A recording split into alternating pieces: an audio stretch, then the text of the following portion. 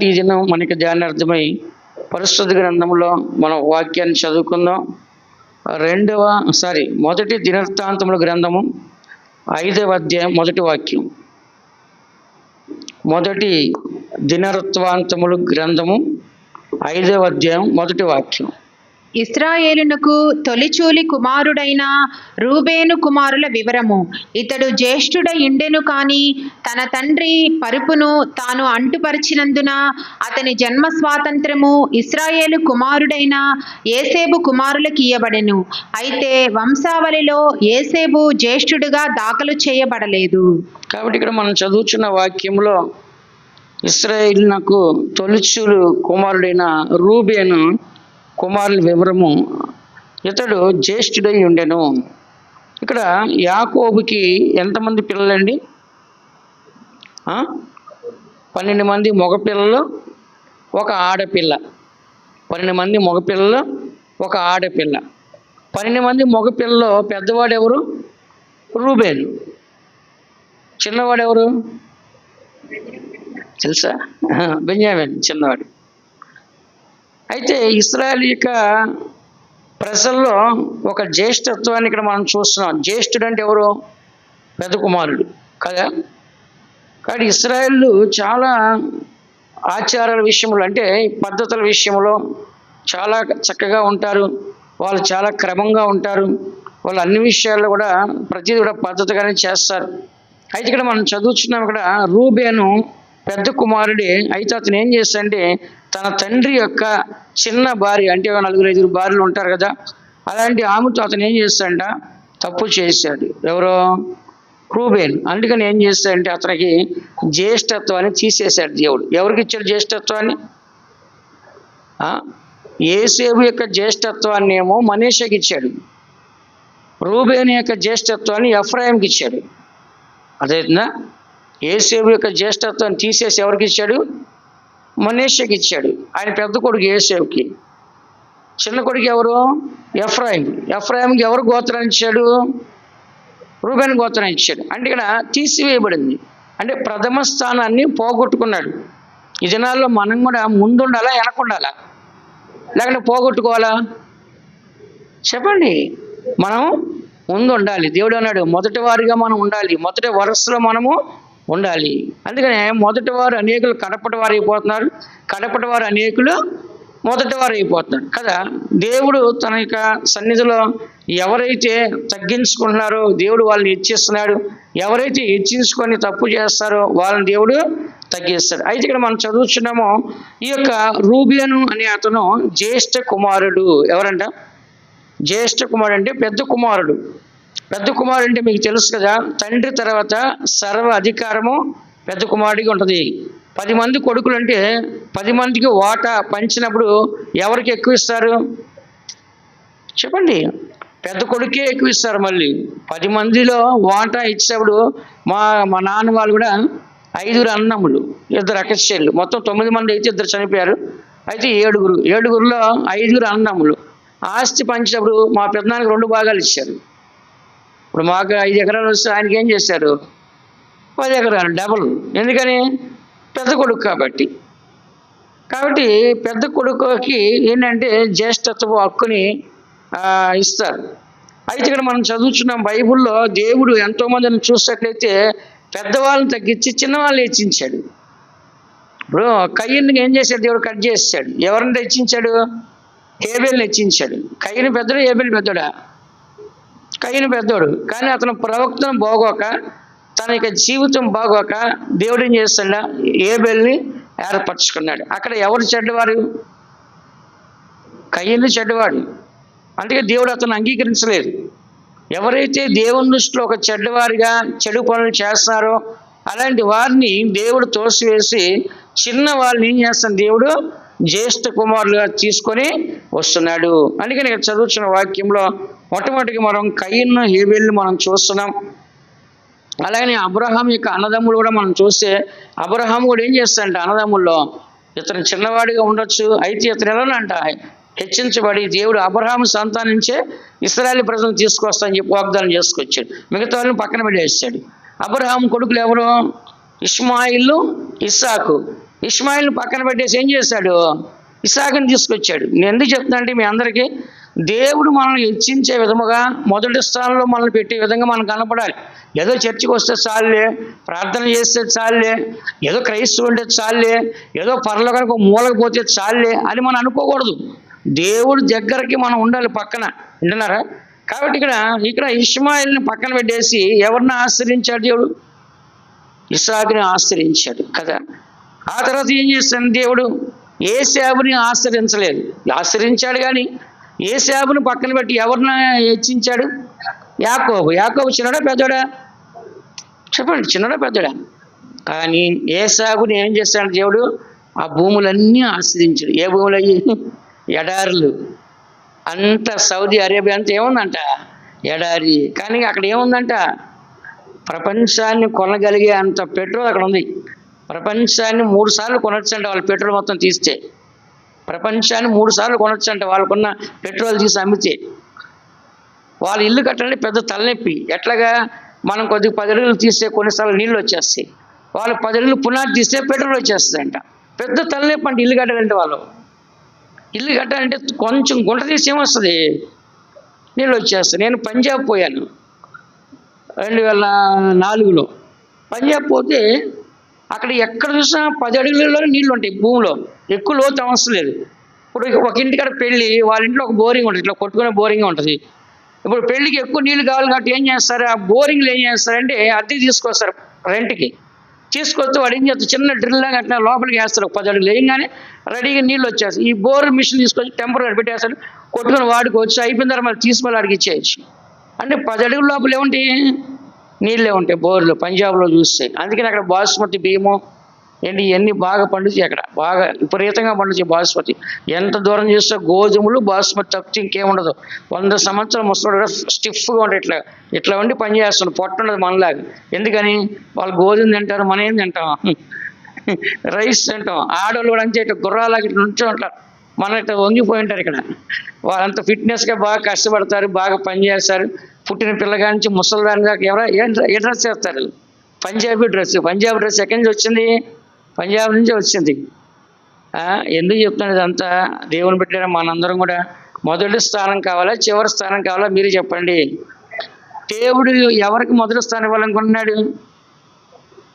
తన్ను తాను తగ్గించుకొని చిన్నపిల్లల వల్ల ఎవరైతే మారుతారో పరలోక రాజ్యం వాళ్ళు గొప్పవారు ఉంటారని చెప్పాడు. చూడండి, పరలోక రాజ్యం ఎవడు గొప్పవాడంటే చిన్నపిల్లలాగా తను తాను ఎవడైతే తగ్గించుకుంటాడో వాడే పరలోక రాజ్యంలో గొప్పవాడు. అందుకని ఇక్కడ చదువుతున్న వాక్యంలో ఈ రూబెన్ ఏం చేస్తాడంటే తన జీవితంలో ఆ యొక్క శ్వాసాన్ని ఏం చేస్తాడంటే పోగొట్టుకోవడానికి కారణం మనం చూస్తున్నాం. అయితే ఏశావుని దేవుడు పక్కన పెట్టి యాకోబుని ఆశ్రయించాడు.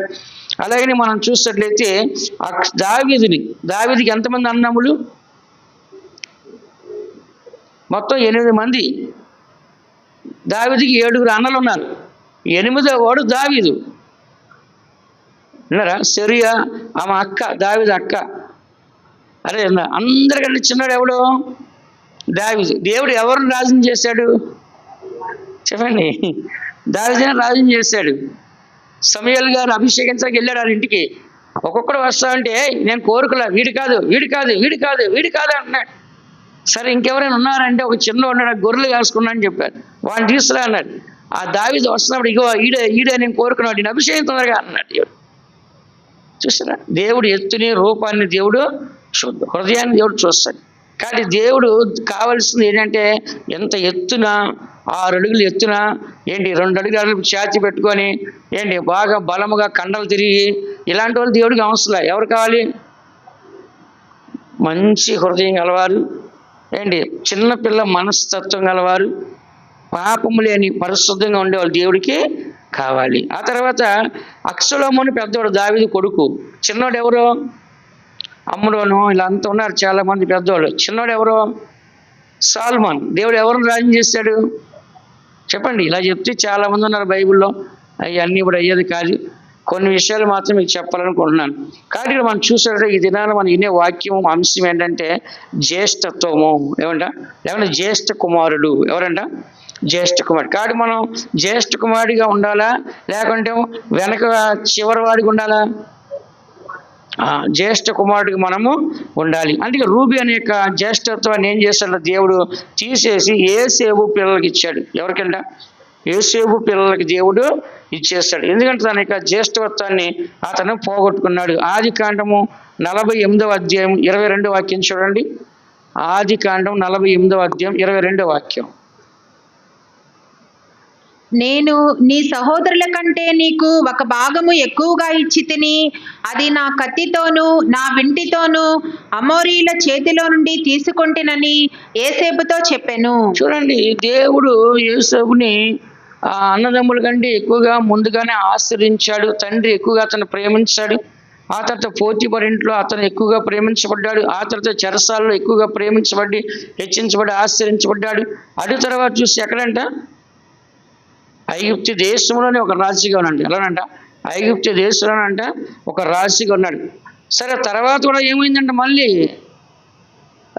ఎక్స్ట్రా ఇచ్చాడు. మళ్ళీ ఎవరా? యాకోబు. ఎవరికి? యోసేపుకి. చూడండి, అందరికీ ఒక్కొక్క ఆశీర్వాదిస్తే యోసేపుకి 2 పిల్లలకి 2 గోత్రాలు ఇచ్చి ఇంకా ఒక ఎక్స్ట్రా ఇచ్చాడు. ఇక్కడ చదువుతున్న 22 వాక్యం, నేను నీ సహోదరుల కంటే నీకు భాగమును లేక నీకు ఒక భాగమును ఎక్కువగా ఇచ్చి తిని. చూసారా? యోసేపును మనం చూసినట్లయితే దేవుడు అతన్ని ఎంతగానో ఆశ్రయించి అతను ఏం చేస్తాడంట? హెచ్చించుకుంటూ వచ్చాడు. అయితే వీళ్ళందరిలో మధ్యలో ఒక ఆయన ఉన్నాడు. ఎవరైనా? యూదా. ఎవరంట? యూదా. 12 గోత్రాలు కలిసి దేవుని ప్రజలుగా ఉంటే చివరికి 11 గోత్రాలు కనుమరుగైపోయారు. ఏమైపోయారంట? 11 గోత్రాలు ఏమైపోయారంట? కనుమరుగైపోయారు. ఏమైపోయారో తెలియదు. వాళ్ళు ఎక్కడెక్కడ చెదిరిపోయారో తెలియదు. ఇప్పుడు ఎన్ని గోత్రాలు అధికారికంగా ఉంది ఇజ్రాయెల్లో?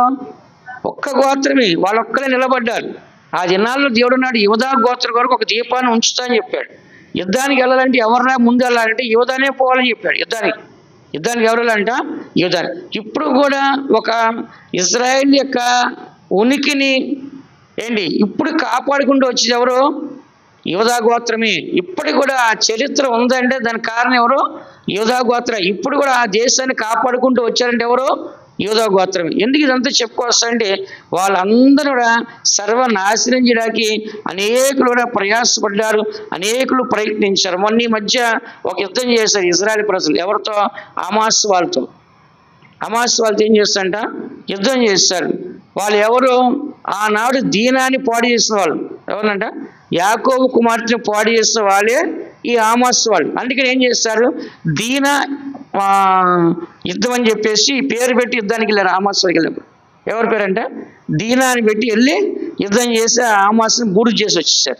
ఎందుకంటే ఆనాడు నుంచి మీరు మమ్మల్ని పాడు చేస్తున్నారా, ఆనాడు మా దీనాన్ని కూడా మీరు పాడు చేశారు కాబట్టి మీరు ఉండకూడదని చెప్పేసి వెళ్ళి ఏం చేశారు? హమాస్ని, లెబనాన్ని, సిరియాని, పాలిస్తాన్ ఇప్పుడు పాలిస్తాన్ మొత్తం ఆక్రమించేశారు. ఎవరు? ఇజ్రాయెల్. పాలిస్తాన్ అంటే ఎవరు? ఫిలిస్తీన్లు. ఎవరంట? ఫిలిస్తీన్లు. గాజా ఇవన్నీ అక్కడే ఉంటాయి, పక్కనే. కాబట్టి వాళ్ళు ఒకప్పుడు ఎంత శత్రులు ఇజ్రాయెల్ ప్రజలకి. ఆనాడు దావీదుకి గొలియాతుకి యుద్ధం పెట్టారు కదా, అప్పుడు దావీదే గెలిచాడు. అలా ఈ దినాన్ని వీళ్ళు గెలుస్తున్నారా ఓడిపోతున్నారా? చెప్పండి. ప్రపంచంలో వాళ్ళు ఎక్కడ భయపడకుండా ప్రతి ఒక్కటి వాళ్ళే సొంతంగా తయారు చేసుకొని వాళ్ళు ముందుకు వెళ్తూ ఉన్నారు. కాబట్టి వాళ్ళు 12 గోత్రాలు ఉంటే ప్రపంచంలో ఎంత ఇదిగా ఉండేవాళ్ళు. వాళ్ళందరూ చెదిరిపోయి వాళ్ళు వేరే భాషల్లో, కులాల్లో, మతాల్లో చేరిపోయి రకరకాల ఏమైపోయారంట? చెదిరిపోయారు. అధికారికంగా ఎన్ని గోత్రాలు? 12 గోత్రాలు. ఇప్పుడు యూదా గోత్రము ఒకటే. అందుకే దేవుడు బైబిల్లో చెప్పుకున్నాడు. ఏమని చెప్పుకున్నాడు? యూదా గోత్ర సింహం అంట. ఏ సింహం అంట? యూదా గోత్ర సింహం. అందుకనే యూదానే దేవుడు ఏం చేస్తాడంట? ముందుకు పెట్టినాడు. ఎందుకు చెప్తున్నాడంటే అనేకులు ఆ దినాన్ని మంచి వారు ఉన్నారు, కానీ ఈ దినాన్ని వాళ్ళు కనుమరుగైపోయినారు. అలాగే దేవుడు మనల్ని సంఘంలో ముందు పెట్టాడా, వెనకాల పెట్టాడా? సంఘానికి వచ్చేవాడు అందరికంటే ఏం చేయాలి? మనము ముందుగా ఆరాధన రావాలి. గుర్తుపెట్టుకోండి. ముందుగా వచ్చి ఏం చేయాలి? బాగా ప్రార్థన చేసుకోవాలి. ఆ తర్వాత ఏం చేయాలి? మంచిగా పాటలు పాడాలి. ఆ తర్వాత ఏం చేయాలి? బాగా అభిషేకం పొందాలి. ఆ తర్వాత ఏం చేయాలి? సంఘంలో ప్రార్థన చేయాలి. ఆ తర్వాత ఏం చేయాలి? సంఘంలో సాక్ష్యం చెప్పాలి. ఆ తర్వాత ఏం చేయాలి? సంఘంలో మంచిగా వాక్యాన్ని వినాలి. ఆత్మ వరాలని ఏం చేయాలంట? సంఘంలో ప్రయోజనపరచాలి. కానీ అన్నిట్లో మనం ముందు ఉండాలా, అన్నిట్లో వెనకాల ఉండాలా? దయచేసి ఒక స్టూడెంట్ మనం చూస్తే ఫస్ట్ నుంచి ఎలా ఉండాలంటే ఆ స్టూడెంట్ ముందే ఉండాలి. అదే వెనక్కి వెళ్ళిపోతే వాడు దేనికి పనికిరాడు, వాడికి ఎలాంటి మంచి పేరు ఉండదు. అలాగే దేవుని దగ్గర కూడా మనం ఎలా ఉండాలంటే జ్యేష్ఠ కుమారుడిగా ఉండాలి. ఇప్పుడు రూబేలు ఏం చేస్తాడు, జ్యేష్ఠత్వాన్ని పోగొట్టినాడు. రెండోదిగా మనం చూసినట్లయితే యాకోబుని మనం చూద్దాము. యాకోబుని మనం చూసినట్లయితే ఏశావుని మనం చూసినట్లయితే ఇక్కడ ఏశావు యాకోబు దగ్గర జ్యేష్ఠత్వాన్ని అమ్మేశాడు. ఆది కాండము 25వ అధ్యాయం 32వ వాక్యం ఒకసారి చదవండి. ఆది కాండము 25వ అధ్యాయం 32వ వాక్యం. ఏశావు, నేను చావబోచున్నాను కదా, జ్యేష్ఠత్వము నాకెందుకనెను. ఇక్కడ జ్యేష్ఠత్వం అంటే ఇంటికి పెద్ద కుమారుడు ఏంటి, అతనే ఆస్తిలో అధిక భాగాన్ని తీసుకునేవాడు. అలాంటి వ్యక్తి చూడండి, ఇక్కడ ఒక చిక్కుడుగాయ కూర కోసం అమ్ముడుపోయాడు. దేనికోసం అంట, ఏశావు యాకోబుని మనం చూస్తే యాకోబు ఏం చేస్తాడంట, అతను మంచిగా చిక్కుడుకాయ కూర వండుకున్నాడంట. 29వ వాక్యంలో, ఒకనాడు యాకోబు కలగూర వండుకొనగా ఏశావు అలసిన వాడి పొలములోండి వచ్చి, నేను అలసి ఉన్నాను, ఆ ఎర్రని నున్న దానిలో కొంచెము దయచేసి నాకు పెట్టమని అడిగాను. అందుకు అతని పేరు ఏదోము. ఎవరి పేరు? ఏదోమీలు అంటే ఎవరండి? ఏశావు సంతానం. ఇప్పుడు ఏదోమీలు అంటే ఏ దేశం అది? Saudi Arabia. ఏదంటే అది సౌదీ అరేబియా. అక్కడే కదా గల్ఫ్ దేశాలు అన్నీ అక్కడే ఉన్నాయి. ఇప్పుడు అక్కడే కదా పెట్రోల్ అంతా వచ్చేది. అక్కడే ఇప్పుడు ప్రపంచంలో ఎక్కడే లేనంత గొప్ప సిటీ కడుతున్నారు. ఇప్పుడు ఎక్కడ? సౌదీ అరేబియాలో. ప్రపంచంలో ఎక్కడా లేనంత వింతగా ఆ సౌదీ అరేబియాని ఏం చేస్తున్నారు, భయంకర సిటీని ఇప్పుడు కడుతున్నారు. 2030 కల్లా ముగించబడుద్ది అంట. అలాంటి సిటీ, అది ఎంత ఎడారి. వాళ్ళంతా ఎవరో ఏశావు సంతానం. అయితే ఇక్కడ ఇతని పేరేమంట, ఏదోము అనబడిను. అందుకు అతడు యాకోబు, నీ జ్యేష్ఠత్వము నేడు నాకు ఇమ్మని అడగగా, ఏశావు, నేను చావబోచున్నాను కదా, జ్యేష్ఠత్వం నాకు ఎందుకని ఆ యాకోబు దగ్గర ఏం చేస్తాడంటే ఆ జ్యేష్ఠత్వం అమ్మేసి జ్యేష్ఠత్వం ఏం చేస్తాడంట, తృణీకరించాడు. ఏం చేస్తాడంట.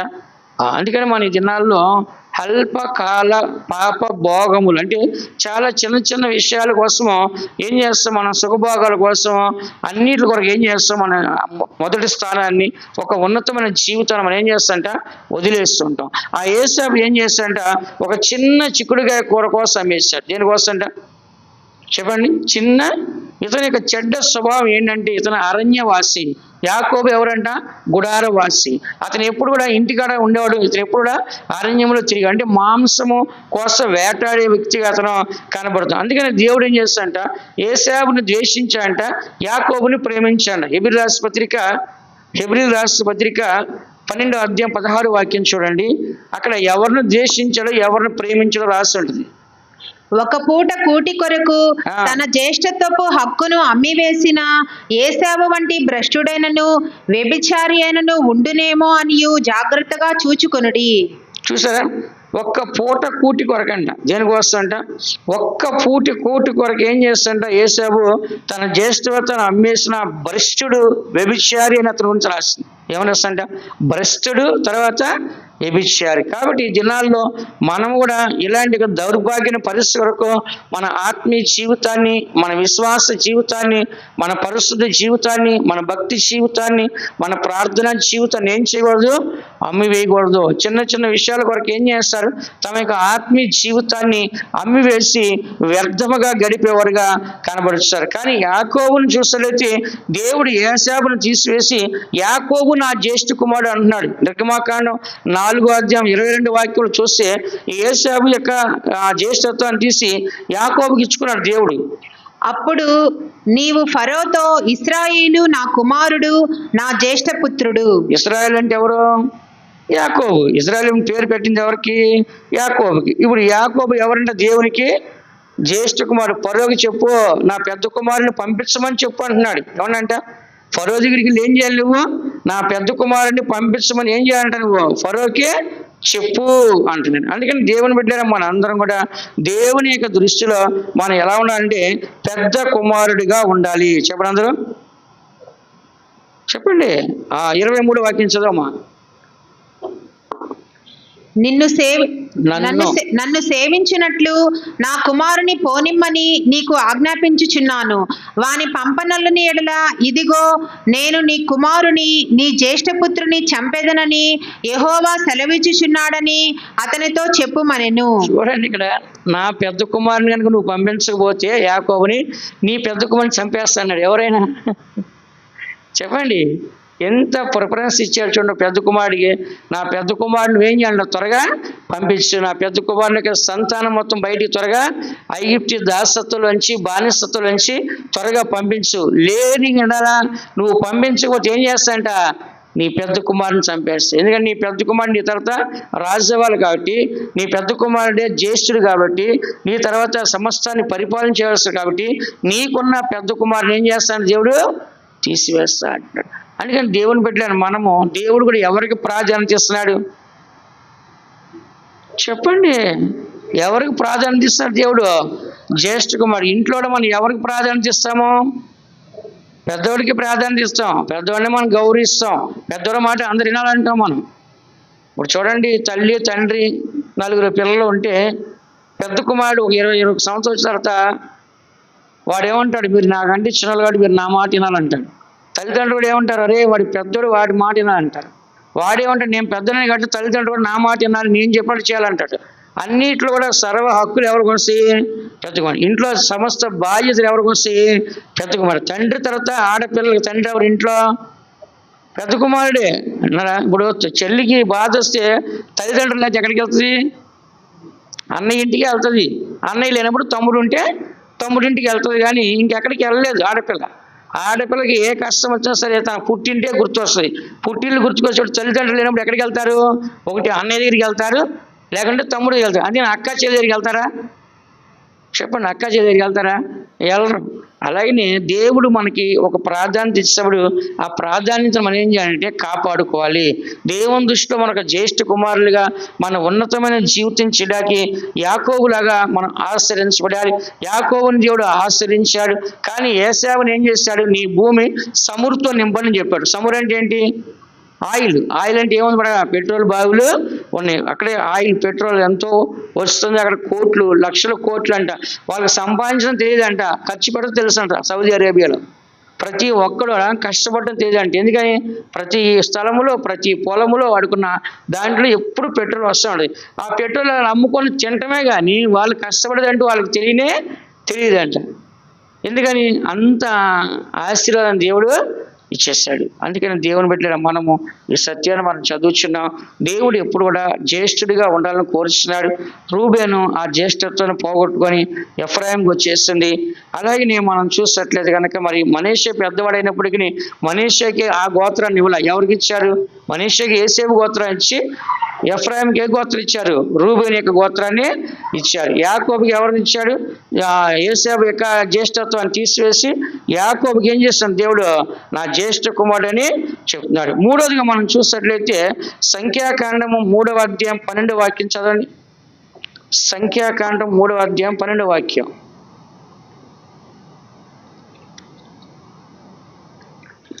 ఇశ్రాయేలీలో నుండి లేవీలను నా వశము చేసుకుని ఉన్నాను.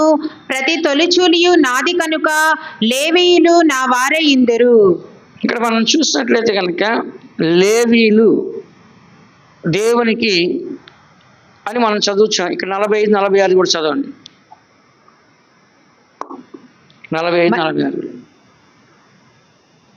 నీవు ఇశ్రాయేలీలో తొలిచూలి అయిన ప్రతివానికి మారుగా లేవీలను వారి పశువులకు ప్రతిగా లేవీయుల పశువులను తీసుకొనుము. లేవీయులు నా వారై ఇందురు. నేనే యెహోవాను. ఇశ్రాయేలీయులకు తొలుత పుట్టిన వారిలో లేవీయుల కంటే 273 ఎక్కువైనందున శేషించిన వారి యొద్ద తలకొక 5 తులముల వెండిని తీసుకొనవలెను. మనం చూసినట్లయితే దేవుడు 12 గోత్రాల్లో తన సేవ కొరకు గోత్రాన్ని కోరుకున్నాడు. దేవునికి ప్రత్యక్ష గుడారంలో సేవ చేయడానికి ఒక గోత్రాన్ని కోరుకున్నాడు. ఆ గోత్రం ఎవరు? లేవీలు. యాజకులుగా దైవ సేవ చేయడానికి నిత్యము కూడా దేవుడు వాళ్ళని ఏర్పరచుకున్నాడు. ఇప్పుడు మామూలుగా దేవుడు చెప్పాడు, ప్రతి కుటుంబంలో తొలుచూలు అంటే జ్యేష్ఠ కుమారుడు నాది అంటున్నాడు. అంటే ఏంటి? ప్రతి గోత్రంలో కూడా ఏం చేయాలంట? ఒక బిడ్డను దేవునికి ఇవ్వాలంట. ఎవరికి?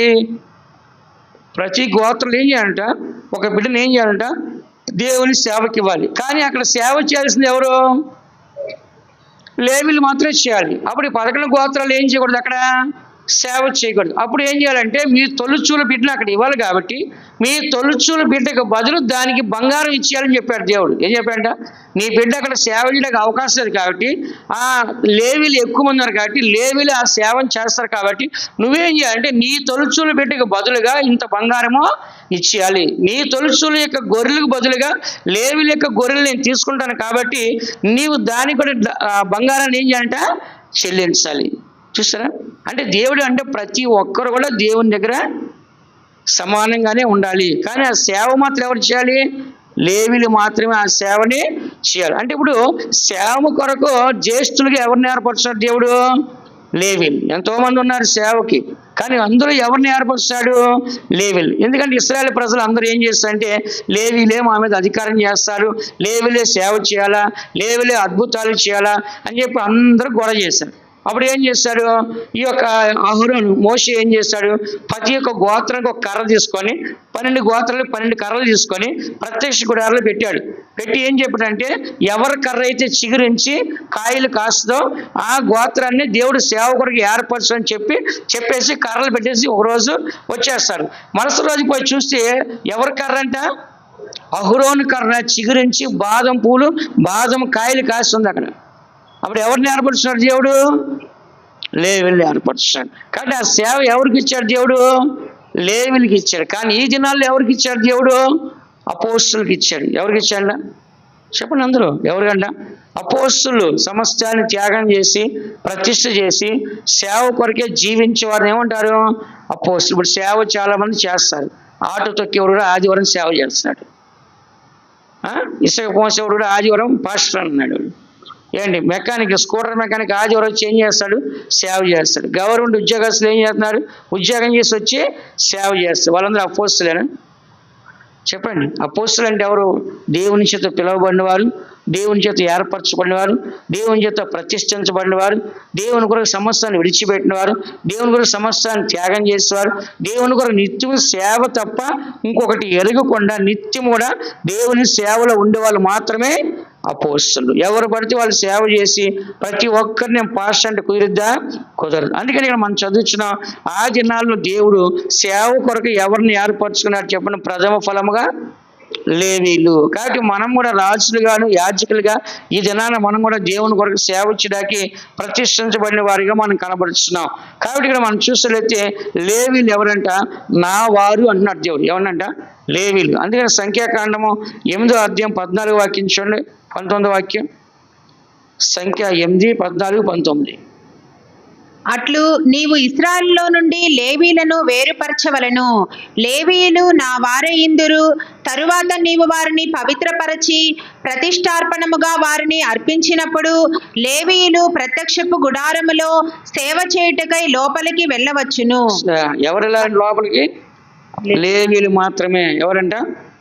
అట్లు నీవు ఇశ్రాయేలులో నుండి లేవీలను వేరుపరచవలను. లేవీలు నా వారై ఇందులో తరువాత నీవు వారిని పవిత్రపరిచి ప్రతిష్టార్పణముగా వారిని అర్పించినప్పుడు లేవీలు ప్రత్యక్ష గుడారంలో సేవ చేయడానికి లోపలికి వెళ్ళవచ్చు. 19వ వాక్యం ఏమని రాసింది? 19లో మరియు ప్రత్యక్షపు గుడారములో ఇశ్రాయేలీల నిమిత్తము సేవ చేయుటకును ఇశ్రాయేలీల నిమిత్తము ప్రాయశ్చిత్తము చేయుటకును ఇశ్రాయేలీలో లేవీలను అహరోనుకును అతని కుమారులకును ఇచ్చి అప్పగించి ఉన్నాను.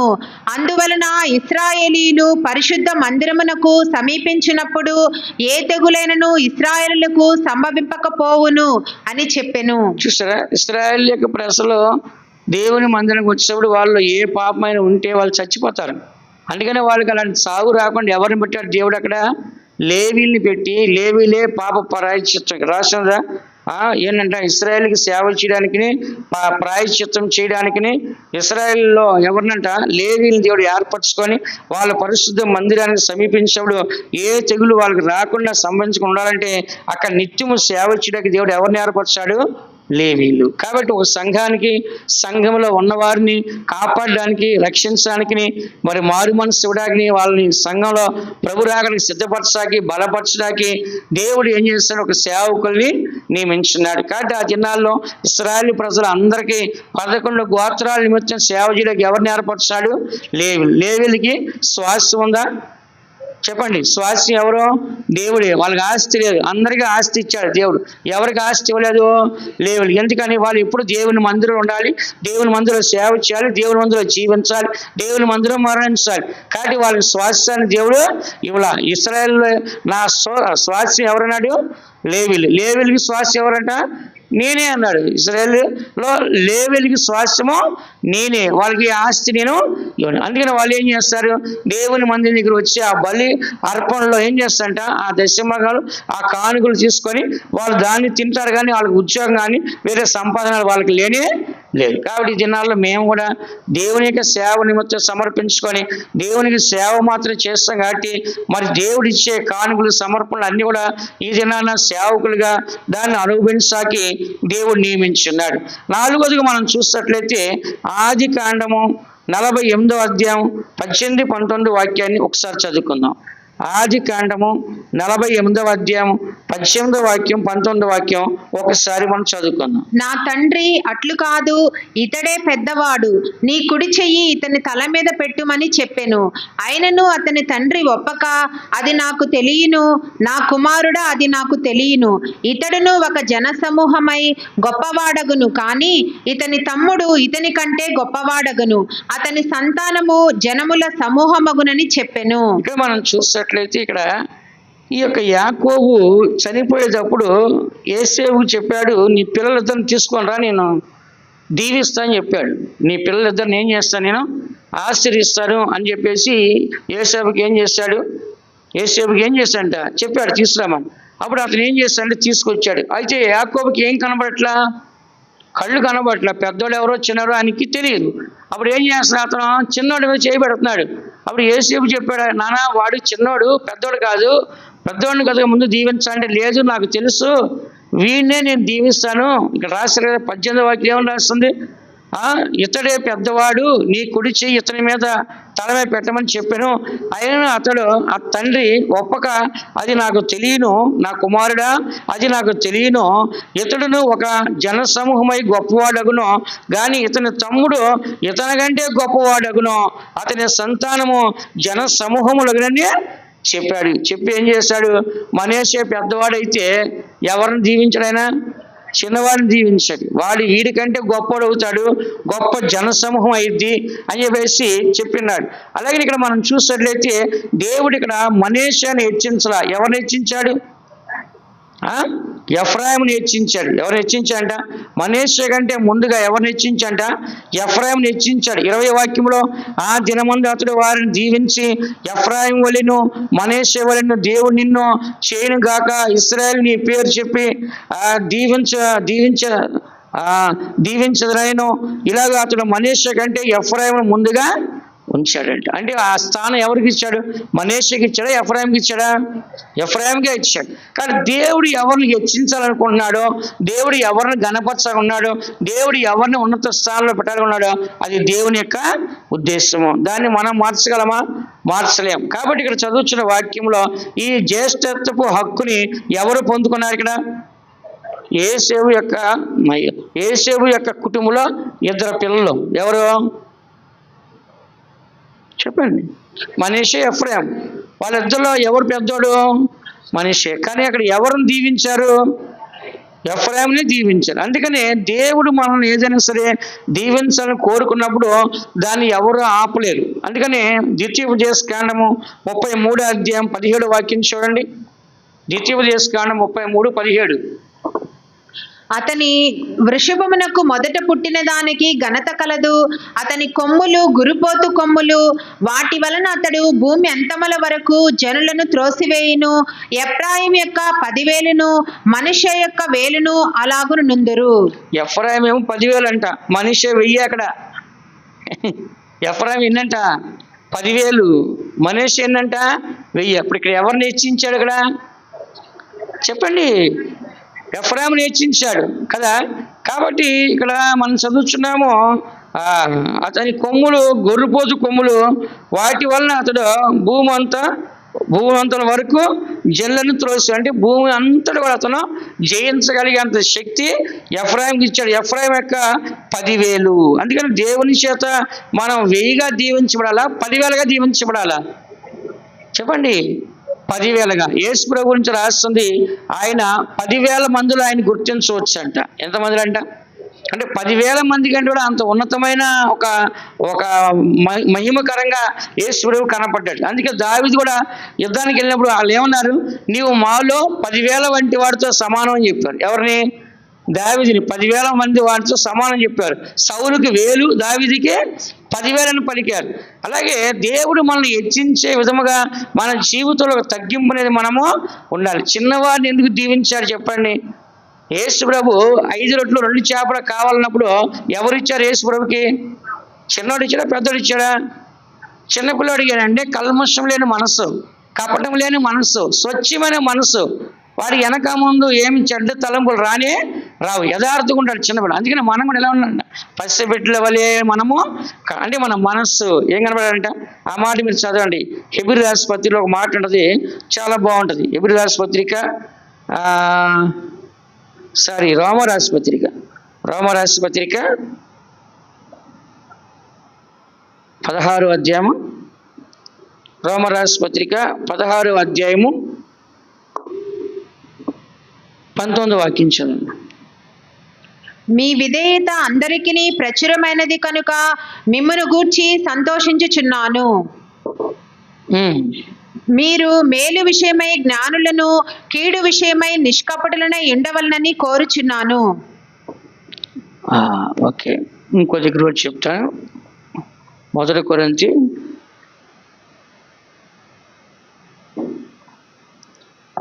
14వ అధ్యాయము 20వ వాక్యం. 1 కొరింథీ 14:20.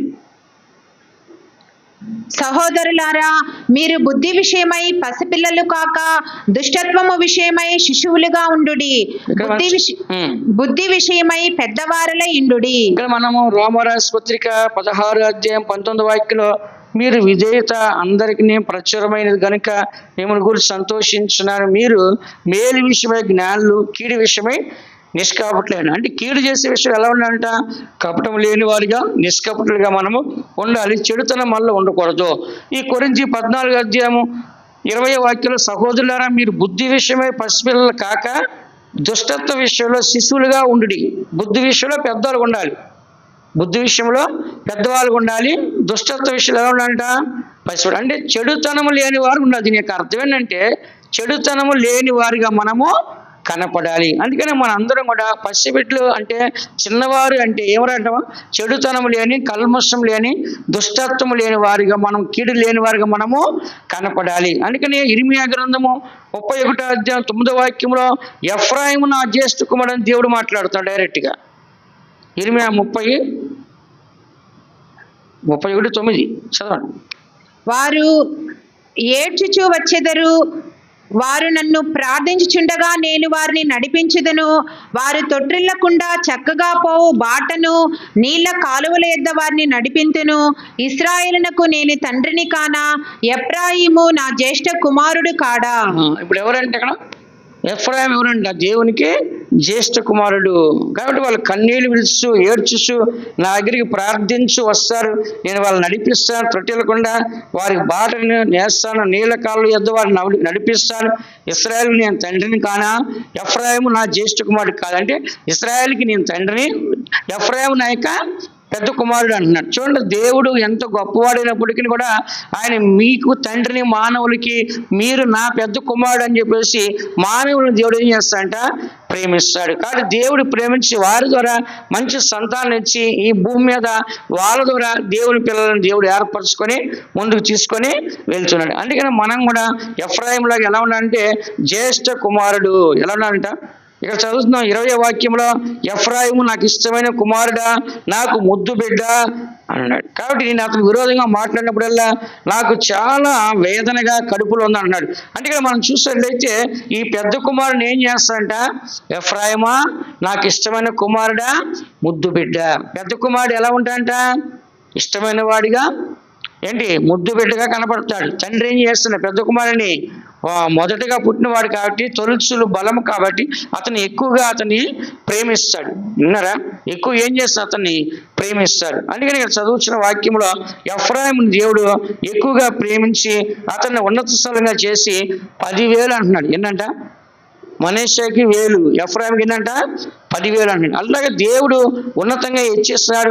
ఈ దినాల్లో మనం కూడా ఈ కపటం లేని జీవితమో, దుష్టత్వం లేని జీవితమో, కీడనే జీవితమో, ఇలాంటివన్నీ మనం కూడా లేకుండా ఉంటే దేవుడు మనలో ఏం చేస్తాడంట, హెచ్చిస్తాడు. బైబిల్ ఏం చెప్తుంది, ప్రభు దృష్టికి మిమ్మల్ని మీరు తగ్గించుకోండి, అప్పుడు ప్రభు మిమ్మల్ని ఏం చేస్తాడంట, హెచ్చిస్తాడు. ఎవరి దృష్టిలో తగ్గించుకోవాలి, దేవుని దృష్టిలో తగ్గించుకొని ఉండు. దేవుడు నిన్ను ఎలా హెచ్చించాలో ఆటోమేటిక్ ఏం చేస్తాడు, నిన్ను హెచ్చిస్తాడు. ఆ మాట చదువు, యాకోబు రాసిన పత్రిక, యాకోబు రాసిన పత్రికనా, ప్రభు దృష్టికి ఏం చేయాలంట, మిమ్మల్ని మీరు తగ్గించుకోండి, అప్పుడు ప్రభు మిమ్మల్ని ఏం చేస్తాడంట, హెచ్చిస్తాడు.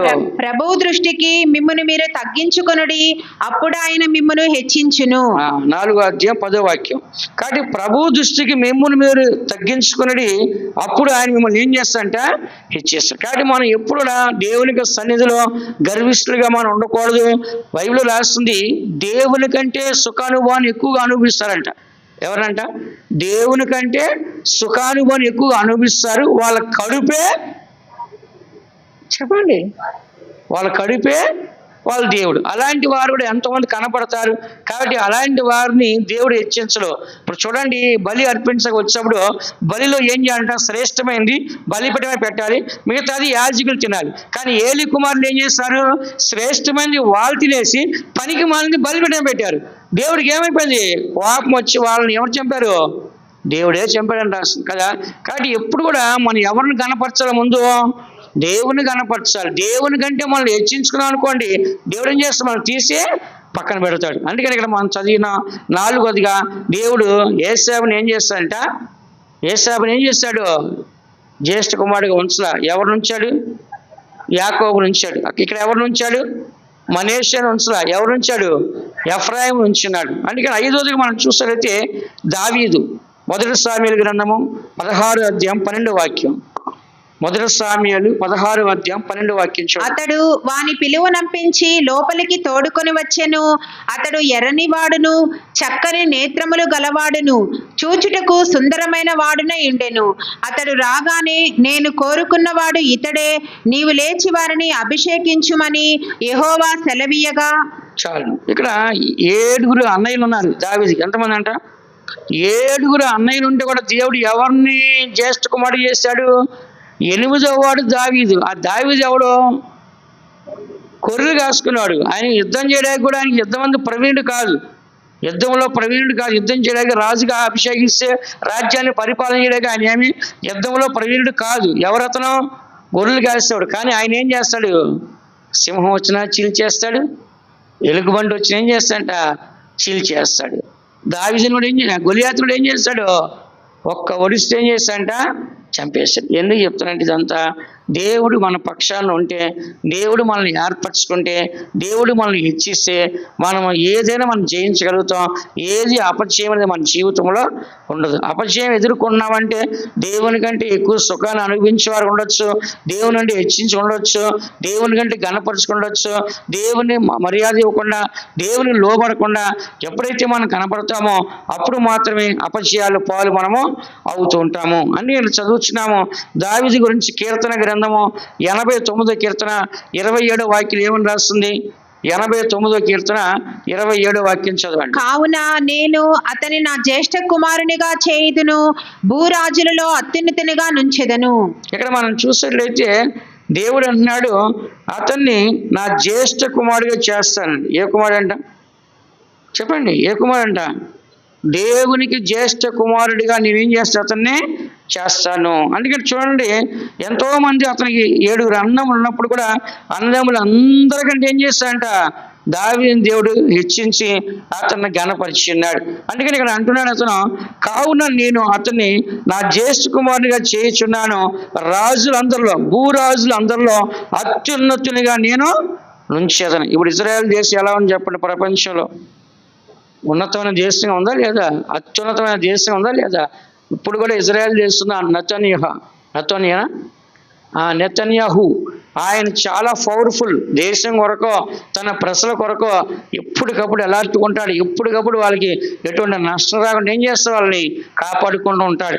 కాబట్టి ఇక్కడ మనం చూసినట్లయితే ఆ దినాన మరి దేవుడు ఏం చేశాడంటే దావీదు కంటే 7 పెద్దోళ్ళప్పుడు కూడా ఎవరిని హెచ్చించాడు దేవుడు? దావీదునే హెచ్చించాడు కదా. దావీదుని ఏమన్నాడు? నా జ్యేష్ఠ కుమారుడు భూరాజులు అందరూ ఎలా ఉన్నాడంట? అత్యున్నతునిగా నేను చేయించున్నాను. కాబట్టి ఇప్పుడు ఇశ్రాయేల్ దేశం ఎక్కడుంది చెప్పండి? ప్రపంచంలో మధ్యలో ఉంది. ఎక్కడంట? యువతయా బెత్లెహేము ఎక్కడంట? ప్రపంచంలో మధ్యలో ఉందన్నమాట. అందుకని దేవుడు ఎక్కడ పుట్టాడు? యేసు ప్రభు ప్రపంచం మధ్యలో ఆయన ఎక్కడ పుట్టినాడు. ఇప్పుడు ప్రపంచం అంతా రేపు ఇశ్రాయేల్ ప్రజలతో యుద్ధం చేయాలంటే కనుక ఎక్కడ ఉండాలి? ఇశ్రాయేల్ దేశము మధ్యలో ఉండాలి. దేవుడు 1000 ఏళ్ళ పరిపాలన భూమి మీద చేయాలంటే కనుక దేవుడు ఎక్కడ ఉండాలి? ప్రపంచంలో మధ్యలో ఉండాలి. రేపు సాతాను 7 ఏళ్ళు శ్రమల కాలం, మహాశ్రమల కాలం మనల్ని పరిపాలన చేయాలంటే ప్రపంచం మధ్యలో ఎక్కడ ఉండాలి? యెరూషలేములో ఉండాలి.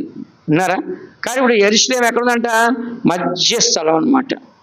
అక్కడి నుంచి అన్నీ జరుగుతుంటాయి. కాబట్టి దేవుని బిడ్డ మనము ఈ యొక్క సత్యాన్ని మనం చదువుచున్న దావీదు మహారాజును కూడా దేవుడు చూసినట్లయితే అతన్ని ఉన్నతమైన వ్యక్తిగా హెచ్చించట్లే మనం చూస్తున్నాం. ఆ రోజు మనం చూసినట్లయితే జ్యేష్ఠ కుమారుడు ఎవరంటే రోమరాసు పత్రిక 8వ అధ్యాయము 29వ వాక్యం మీరు చదివినట్లయితే ప్రభు అయిన యేసుక్రీస్తు దేవుడికి తండ్రికి జ్యేష్ఠ కుమారుడు అని రాస్తుంది అక్కడ. ఎందుకనగా తన కుమారుడు అనేక సహోదరులలో జ్యేష్ఠుడగునట్లు దేవుడెవరిని ముందు ఎరిగెనో వారు తన కుమారునితో సారూప్యము గలవారవుటకు వారిని ముందుగా నిర్ణయించెను. ఇక్కడ మనం చదువుచున్నాము, ఎందుకనగా తన కుమారుడు అనేక సహోదరులలో జ్యేష్ఠుడగునట్లు. ఎవరంట? యేసు ప్రభు. ఎవరంట? యేసు ప్రభుని మన అందరికి ఒక అన్నయ్యలాగా పెద్దవాడిగా దేవుడు పెట్టి మనందరిలో జ్యేష్ఠ కుమారుడు ఎవరంట? యేసు ప్రభు. ఎవరికి? దేవుడికి. చెప్పండి అందరూ, ఎవరికంట? దేవుడికి జ్యేష్ఠ కుమారుడు, మొట్టమొదటి కుమారుడు ఎవరంట?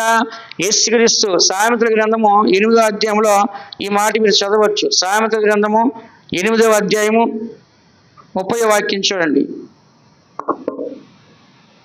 నేను ఆయన యొద్ద ప్రధాన శిల్పినై అనుదినము సంతోషించుచు నిత్యము ఆయన సన్నిధిని ఆనందించుచునుంటిని. ప్రధాన శిల్పి అంటే మొట్టమొదటిగా శిల్పముగా చేయబడింది నేనే. మొదటగా నేనే చేయబడ్డాను యేసు ప్రభు అంటున్నాడు. యేసు ప్రభు మొట్టమొదటిగా తండ్రి తన కుమారుని సృష్టించుకున్నాడు కదా. తన కుమారుని దేవుడు ఏం చేస్తాడంట? యేసు ప్రభుగా ప్రధాన శిల్పిగా ఆయన సృష్టించుకున్నాడు. కాబట్టి ఇంకోటి మీకు తెలుసు, జగత్ పునాది వేయబడక ముందే, ఎక్కడంట? జగత్ పునాది వేయబడక ముందే యేసుక్రీస్తు ఉన్నాడు. యేసుక్రీస్తులో మనల్ని ఏర్పరచుకున్నాడు. వినండి చక్కగా, జగత్ పునాది వేయబడక ముందే యేసు ప్రభు ఉన్నాడు. యేసు ప్రభు లోపల మనల్ని అంటే జగత్ పునాది అంటే ఏంటి? ఈ లోకానికి పునాది వేయక ముందుగానే ప్రధాన శిల్పిగా ఉన్నాడు. ఎవరైనా? యేసు ప్రభు. వింటారా?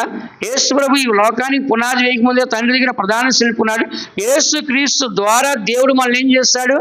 ఏర్పరచుకున్నాడు. కాబట్టి ఇప్పుడు మనకి పెద్ద ఎవరు అన్నయ్య? మన పెద్ద అన్నయ్య ఎవరు చెప్పండి? యేసు ప్రభు. కాబట్టి మానవుడిగా ఈ లోకానికి మన కోసం వచ్చాడు. కానీ దేవుడి దగ్గర ప్రధాన శిల్పి చేయబడింది యేసుక్రీస్తు అని మనం చూస్తున్నాం. ఇక్కడ రాస్తుంది కదా, ఎందుకనగా తన కుమారుడు అనేక సహోదరుల్లో జ్యేష్ఠుడగినట్లు దేవుడు ఎవరిని ముందుగా ఎరిగనో వారు తమ కుమారునితో సారూప్యము గలవారగుటకు వారిని ముందుగానే. కాబట్టి చూడండి, దేవుడు ముందుగా ఎవరిని ఎరిగి ఉన్నాడో వారు తన కుమారునితో సారూప్యము గలవారు, అంటే తన కుమారుతో సమానంగా ఉండాలని చెప్పేసి దేవుడు మనల్ని ప్రేమిస్తాడు. ఇప్పుడు దేవుడు మనం తక్కువగా చూస్తాడా ఎక్కువగా చూస్తాడా? దేవుడి కంటే మనల్ని కొంచెం తక్కువ వరకు చేస్తాడు. చేసినప్పుడు కూడా ఎలా చేస్తాడ? దేవుడి కంటే కొంచెం తక్కువ చేశాడు. తన స్వరూపాన్ని తన పోలికని దేవుడు మనకే ఇచ్చినాడు. తన కుమారునితో పాటు సారూప్యం గల వారు అగుటకు దేవుడు మనల్ని ఏం చేస్తున్నాడు? ముందుగానే నిర్ణయించాడు. అలాగనే పరలోకానికి వెళ్ళే వ్యక్తులు కూడా మొట్టమొదటి వ్యక్తి ప్రథమ ఫలము ప్రభుని యేసుక్రీస్తు. 1 కొరింథీ రాసిన పత్రిక 15వ అధ్యాయం 23వ వాక్యాన్ని ఒకసారి చదవండి. ప్రతివాడును తన వరుసలోనే బ్రతికింపబడును. ప్రథమ ఫలము క్రీస్తు, తరువాత క్రీస్తు వచ్చినప్పుడు ఆయన వారు బ్రతికింపబడుదురు. ఇక్కడ మనం చదువుతున్నాం, ప్రతివాడు తన వరుసలోనే బ్రతికించబడతారు. చనిపోయిన తర్వాత భక్తులైన వారు ప్రభు రాకడలో ఎత్తబట్టాకి. అయితే ప్రథమ ఫలము క్రీస్తు, తరువాత క్రీస్తు వచ్చినప్పుడు ఆయన వారు బ్రతికించబడతారు. ఎవరంట? క్రీస్తు వారు తర్వాత బ్రతికించబడతారు. కానీ ముందుగా బ్రతికించబడి ముందుగా ప్రథమ ఫలముగా జ్యేష్ఠ కుమారుడిగా పరలోకానికి వెళ్ళిన వ్యక్తి ఎవరండి? ప్రభువైన యేసుక్రీస్తు. అంటే కొలస్సీ రాసిన పత్రికలు కూడా మీరు 1వ అధ్యాయం 15-17 వాక్యాలు చదివితే ఆయన మొదటి వాడిగా కనబడుతున్నాడు. కొలస్సీ రాసిన పత్రిక 1వ అధ్యాయం 15వ వాక్యం 17వ వాక్యం. ఆయన అదృశ్య దేవుని స్వరూపి అయి సర్వ సృష్టికి ఆది సంభూతుడై ఉన్నాడు. చూసారా? సర్వ సృష్టికి ఆది సంభూతుడు. చూసారా? ఈ సృష్టిలో మొట్టమొదటిగా ఆయన ఉన్నట్లుగా ఆయన రూపించబడి మనం చదువుతున్నాం. 17 చదవండి ఇప్పుడు. ఆయన అన్నిటికంటే ముందుగా ఉన్నవాడు, ఆయనే సమస్తమునకు ఆధారభూతుడు. అన్నిటికంటే ముందుగా ఉన్నవాడు, అన్నిటికీ ఆధారభూతుడు ఆయనే. అందుకని మనందరం కూడా నిజమైన దేవుని ఆరాధిస్తామా కాదా? ఇప్పుడు మీరు చెప్పండి, ఎవరిని ఆరాధిస్తాం మనము? నిజమైన దేవుని. మనం మధ్యలో వచ్చిన దేవుడు కాదు, మనుషులుగా వచ్చిన దేవుడు కాదు. ప్రారంభం నుంచి ఉన్నవాడు, ఆది సంభూతుడు, ఆయనే సమస్తాన్ని కలగజేసిన దేవుడుగా యేసుప్రభువు మనం చూసినట్లయితే యేసుప్రభు కూడా తండ్రికి ఎవరంట? జ్యేష్ఠ కుమారుడు. మొట్టమొదటిగా ఎవరు జ్యేష్ఠ కుమారుడు? రూబేను జ్యేష్ఠ కుమారుడు. ఆ జ్యేష్ఠత్వాన్ని పోగొట్టుకున్నాడు. ఆ తర్వాత జ్యేష్ఠ కుమారుడు ఎవరో? ఏశావు. ఏశావు ఏం చేశాడు? దాన్ని పోగొట్టుకొని యాకోబు పొందుకున్నాడు. ఆ తర్వాత ఎవరో? 12 గోత్రాలు ఉంటే లేవీలు దాన్ని సంపాదించుకొని వాళ్ళు జ్యేష్ఠ కుమారులు మార్చబడ్డారు. ఆ తర్వాత మనష్షే ఉన్నాడు. మనష్షే కంటే ఎవరో జ్యేష్ఠ కుమారులు మార్చబడ్డారు? ఎఫ్రాయిము. ఆ తర్వాత దావీదుకి 7 అన్నం ఉన్నారు, కానీ జ్యేష్ఠ కుమారుడు ఎవరు మార్చబడ్డారు? దావీదు. యేసు ప్రభు కంటే ముందు ఎవరైనా ఉన్నారా? చెప్పండి, ఎవరున్నారా? నేనే మొదటి వాడిని, నేనే కడపటి వాడిని చెప్తున్నాడు కదా. కాబట్టి యేసు ప్రభు ఇక్కడ పరలోక రాజ్యంలో జ్యేష్ఠ కుమారుడు ఎవరంట? యేసు ప్రభు. భూమి మీద ఎంతోమంది జ్యేష్ఠ కుమారులుగా దేవుడు చెప్పాడు, కానీ పరలోకంలో జ్యేష్ఠ కుమారులు ఎంతమంది?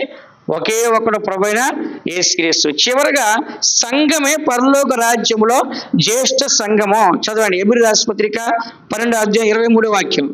చివరగా సంఘమే జ్యేష్ఠ సంఘము, జ్యేష్ఠ కుమారుడు పరలోకానికి. పరలోకమందు రాయబడి ఉన్న జ్యేష్ఠుల సంఘమునకును వారి మహోత్సవమునకును అందరి న్యాయాధిపతైన దేవుని యొద్దకును సంపూర్ణ సిద్ధి పొందిన నీతిమంతుల ఆత్మల యొద్దకును క్రొత్త నిబంధనకు మధ్యవర్తి అయిన యేసునొద్దకును హేబేలు కంటే మరి శ్రేష్టముగా పలుకు ప్రోక్షణ రక్తమునకును మీరు వచ్చి ఉన్నారు. మనం చదువుతున్నాం 22లో, ఇప్పుడైతే సియోనును కొండకును జీవము గల దేవుని పట్టణమునకు అనగా పరలోకపు యెరూషలేమునకును వేల కొలది దేవదూతలు ఎత్తుకును. చక్కగా వినండి, సియోను కొండ 1,44,000 మంది ఉండే సియోను కొండ, జీవం గల దేవుని పట్టణం అనగా పరలోకపు యెరూషలేమునకు వేల కొలది దేవదూతలు ఎత్తుకును పరలోకమందు రాయబడి ఉన్న జ్యేష్ఠుల సంఘమునకును. ఎక్కడికి వచ్చామన్నప్పుడు? సియోనుకి, యెరూషలేముకి వేల మంది ఉన్న దేవదూతల యొద్దకి మన ఏంటంట? జ్యేష్ఠుల సంఘానికి మనం వచ్చినాం. ఏ సంఘం అంట? చెప్పండి, జ్యేష్ఠుల యొక్క సంఘము. అందుకనే మన అందరూ జ్యేష్ఠ సంఘంగా మారాలంటే ఎలా మారాలి? మనం ఇప్పుడు క్రొత్త నిబంధనలో పరిశుద్ధాత్మ ద్వారా. చెప్పండి అందరూ, ఎలా మారాలంట? జ్యేష్ఠులు సంఘంగా మారాలంటే దేని ద్వారా మనము ప్రథమ ఫలముగా మార్చబడతాము? పరిశుద్ధాత్మ ద్వారా. రోమరాసిన పత్రిక 8వ అధ్యాయం 23వ వాక్యంలో స్పష్టంగా అక్కడ రాస్తుంది.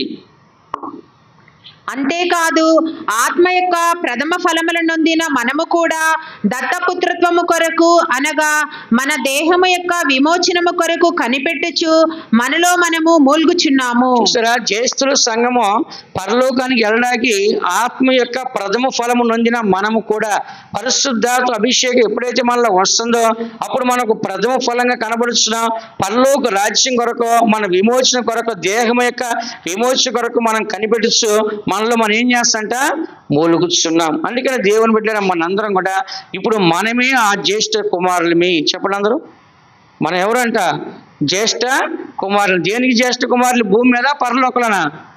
పరలోక రాజ్యంలో. ఇక్కడ చదివాం కదా 22లో సియోను నకును, హెబ్రీలో 12:22లో సియోను నకును, సియోను కొండకును, జీవం గల దేవుని పట్టణమునకును అనగా పరలోక యెరూషలేమునకును వేల కొలది దేవదూతల యొద్దకును పరలోక ముందు రాయబడిన జ్యేష్ఠుల సంఘమునకును వారి మహోత్సవమునకును అందరి న్యాయాధిపతి అయిన దేవుని యొద్దకును సంపూర్ణ సిద్ధి పొందిన నీతిమంతుల ఆత్మల యొద్దకు.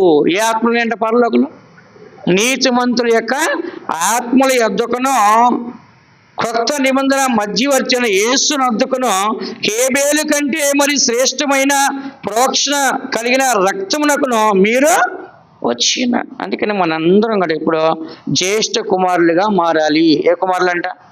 జ్యేష్ఠ కుమారులు మారాలి. ఎలా మారాలి మనము? పరిశుద్ధాత్మతో. హేబేలు రక్తం కంటే శ్రేష్టమైన రక్తం ఎవరిది? యేసుక్రీస్తు యొక్క రక్తం. హేబేలు రక్తం కంటే శ్రేష్టమైన రక్తం ఎవరిదంట? యేసుక్రీస్తు యొక్క రక్తం. కాబట్టి ఆ రక్తాన్ని మనం పొందుకొని మనం జ్యేష్ఠ కుమారులుగా పరలోక రాజ్యానికి మనం వెళ్ళాలని దేవుని యొక్క వాక్యాన్ని విన్నాం. అందరి కళ్ళు మూసుకోండి. ఈ యొక్క ఉదయకాల సమయంలో మనం జ్యేష్ఠ కుమారు గురించి మనం ఇంటూ ఉన్నాం. నిజంగా దేవుడు ఒక పక్కన ఒకరిని హెచ్చించాడు, ఒకరిని తగ్గించాడు. మొదటి వారు కడపటి వారయ్యారు, కడపటి వారు మొదటి వారయ్యారు. దేవుని దృష్టిలో తమను తాము తగ్గించుకున్నారు, దేవుని దృష్టిలో హెచ్చించబడినట్లుగా ఇక్కడ స్పష్టంగా మనం చదువుతున్నాం. కాబట్టి మన అందరం కూడా ఈ సత్యాన్ని చదువుతున్న మనము ఈ యొక్క రూబేను తన యొక్క జ్యేష్ఠత్వాన్ని పోగొట్టినట్టు చూస్తున్నాం. అలాగే ఏశావు తన యొక్క జ్యేష్ఠత్వాన్ని పోగొట్టినట్టు చూస్తున్నాం. అలాగే మనష్షే తన జ్యేష్ఠత్వాన్ని పోగొట్టుకున్నాడు. దావీదు అన్నదమ్ములు జ్యేష్ఠత్వాన్ని పోగొట్టున్నారు.